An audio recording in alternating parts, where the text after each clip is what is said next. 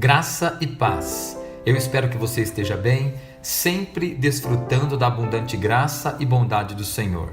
Nós estamos hoje no 25º dia de estudo do livro Metanoia.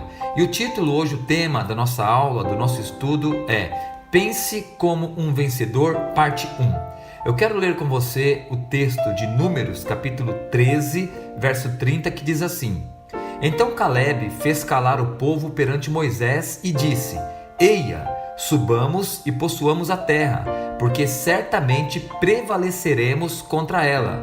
E no capítulo 14, do verso 6 ao 9, nós podemos ler: E Josué, filho de Num, e Caleb, filho de Jefoné, dentre os que espiaram a terra, rasgaram as suas vestes e falaram a toda a congregação dos filhos de Israel, dizendo: A terra pelo meio da qual passamos a espiar é terra muitíssimo boa. Se o Senhor se agradar de nós, então nos fará entrar nessa terra e nola dará, terra que mana leite e mel. Tão somente não sejais rebeldes contra o Senhor e não temais o povo dessa terra, porquanto como pão os podemos devorar. Retirou-se deles o seu amparo. O Senhor é conosco, não os temais. Vamos refletir nessa porção compartilhada sobre como funciona a mente de um vencedor. E vamos fazer isso colocando uma lupa sobre Caleb e Josué, aqueles líderes israelitas que se distinguiram dos demais de sua geração pela postura de fé que tiveram. Uma consideração importante é que Caleb e Josué levantaram as suas vozes num ambiente hostil, tomado pela incredulidade, mas eles fizeram isso porque tinham uma mente de vencedor. Como se caracteriza então, ou como se manifesta alguém que tem uma mentalidade de vencedor? Bom, podemos dizer a princípio que vencedores pensam com humildade. Podemos dizer que alguém com uma mentalidade de vencedor se humilha diante de Deus. O que fez Caleb diante do pessimismo do povo?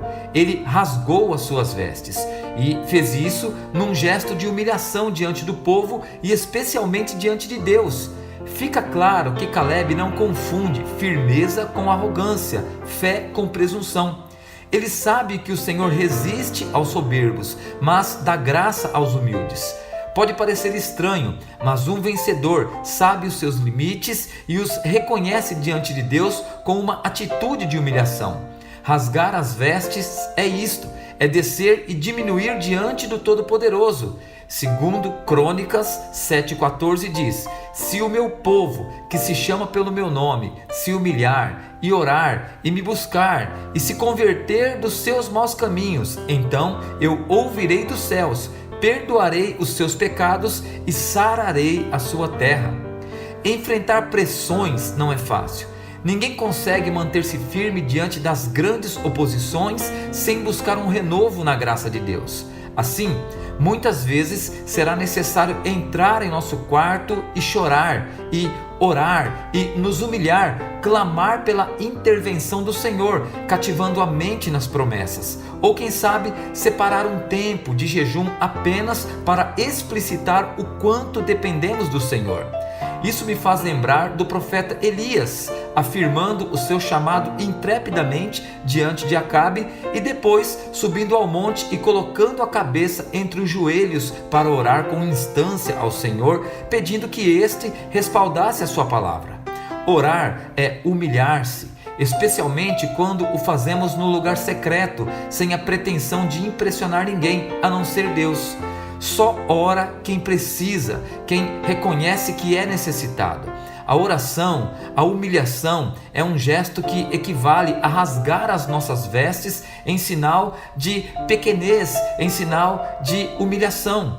Quando mantemos uma confissão positiva e nos lançamos às lutas e às conquistas sem o respaldo da oração, sem o respaldo da humilhação, estamos apenas num louco exercício de prepotência e arrogância.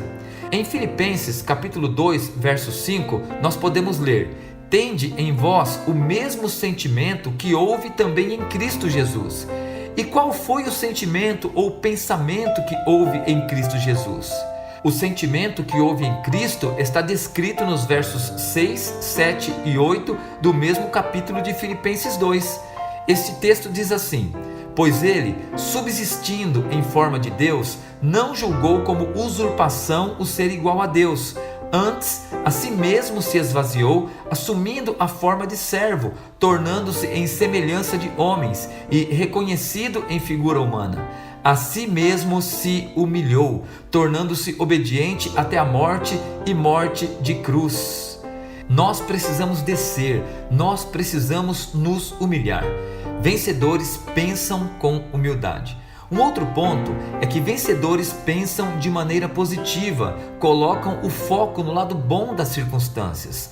Números 14, verso 7 diz: e falaram a toda a congregação dos filhos de Israel, dizendo: a terra pelo meio da qual passamos a espiar é terra muitíssimo boa.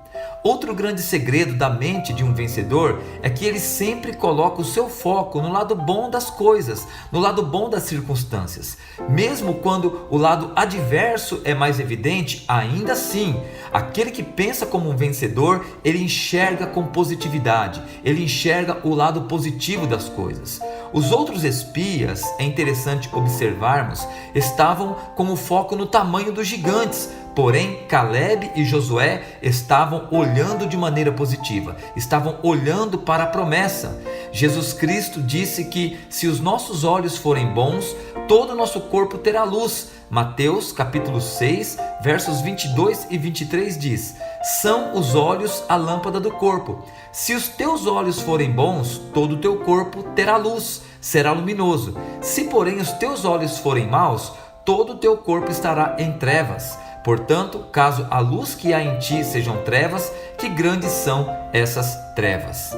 Veja, isso é um segredo espiritual. Se a nossa visão está colocada, está fixada no positivo, se temos boa vontade diante dos cenários que nos apresentam, podemos superar todas as dificuldades. Caleb e seu parceiro Josué viram os gigantes e os desafios de Canaã, mas os seus olhos foram postos numa só verdade: a terra é muito boa.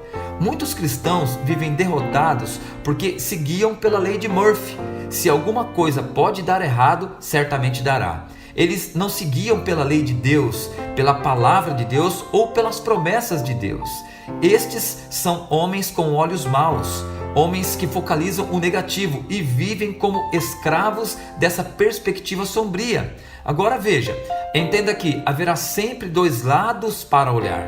Jeremias, o profeta que viveu em tempos difíceis, ele tinha um segredo. Lamentações capítulo 3, verso 23 diz: quero trazer à memória o que me pode dar esperança. Em outras palavras, eu quero enxergar o que me pode dar esperança. Eu quero ter um olhar positivo para as coisas. É por isso que podemos ver também Josué e Caleb em Números 14, verso 9, exortando o povo dizendo: tão somente não sejais rebeldes contra o Senhor, e não temais o povo dessa terra, porquanto como pão os poderemos devorar. Retirou-se deles o seu amparo. O Senhor é conosco, não os temais. Se você olha para os problemas, você preenche o cenário da vida com muitos gigantes e a luta se torna difícil de ser vencida. Porém, quando olhamos pela ótica das promessas, sentimos disposição para lutar e percebemos a alegria da vitória, pois Deus cumprirá a sua promessa, cumprirá o que disse. Um outro ponto importante a se destacar é que vencedores pensam com comprometimento. Alguém me disse que Deus tem compromisso com quem tem compromisso com Ele, e eu creio nisso. Números capítulo 14, verso 8 diz assim: se o Senhor se agradar de nós, então nos fará entrar nessa terra e nos dará, terra que mana leite e mel. A palavra se é uma preposição condicional, por isso o texto diz: se o Senhor se agradar de nós, então nos fará entrar nessa terra e nos dará, terra que mana leite e mel. Um poderoso pensamento que povoa a mente dos vencedores é a consciência de que Deus tem compromisso com quem tem compromisso com Ele. Por isso Caleb disse: se o Senhor se agradar de nós, nos fará herdar esta terra. Essa argumentação tem duas colunas básicas. Primeiro, se Deus se agradar de nós, e segundo, Ele fará. Isso revela uma consciência da necessidade de aprovação e uma confiança na ação sobrenatural de Deus. Não podemos confundir aceitação com aprovação. Para sermos aceitos, precisamos apenas crer, mas para sermos aprovados, temos que agradar a Deus e esta é uma condição para o nosso êxito na vida. Mas é importante sabermos que para agradar a Deus, temos que conhecer a sua vontade e nos esforçar para cumpri-la. Aqui fica então um alerta: não tente agradar a Deus à sua maneira, do seu jeito, porque dessa forma o Senhor te reprovará. Caleb sabia que, embora tivessem que enfrentar os inimigos, Deus era quem os colocaria naquela terra. Ele conhecia o valor da bênção e discernia a verdade de que o preço da bênção é a fidelidade. Quer contar com a parceria imbatível do Todo-Poderoso? Agrade-o, obedeça-o radicalmente. Oferte a sua vida sem reservas. Lute pelo que o Senhor te propôs. Por fim, vencedores pensam no cumprimento do propósito. Vencedores ocupam a mente com o propósito e com a vontade de Deus. Vencedores entenderam que não conquistar o que o Senhor estabeleceu como propósito é também uma forma de pecar. Números 14:9 diz assim: tão somente não sejais rebeldes contra o Senhor, e não temais o povo dessa terra, porquanto como pão os podemos devorar. Retirou-se deles o seu amparo, o Senhor é conosco, não os temais. Mais do que tudo isso, um vencedor entende que não conquistar o que o Senhor estabeleceu como propósito para a sua vida é uma forma de pecar. É por isso que Caleb alerta o povo contra a rebeldia. Muitas pessoas veem as conquistas apenas como um direito que elas podem desfrutar ou não. Porém, na mente do vencedor, não conquistar é errar o alvo. Traçar um caminho paralelo ao que Deus propôs é ser rebelde. É por isso que, diante da desistência do povo, Caleb fala sobre não ofenderem ao Senhor com a incredulidade. Preste bem atenção: pecado não é somente mentir, cobiçar, se vingar, pagar o mal com o mal, fumar ou beber, usar drogas. Não é apenas assistir programas de imoralidade ou acessar pornografia pela internet. Não cumprir o propósito de Deus estabelecido para você também é pecado. Se você quer ser um vencedor, você precisa construir uma nova forma de pensar, no estilo Josué e Caleb.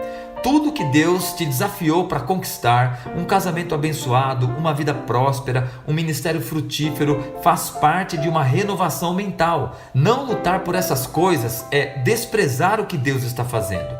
Quando alguém desiste por causa das lutas e dos inimigos, está se rebelando contra a vontade soberana do Senhor. Seja humilde, não olhe para as circunstâncias. Olhe para a boa terra que Deus te prometeu. Se comprometa com a vontade de Deus e cumpra o propósito para o qual Deus te chamou. Pense como um vencedor e seja um vencedor. Que Deus te abençoe e te agracie sempre, em nome de Jesus. Tchau, tchau.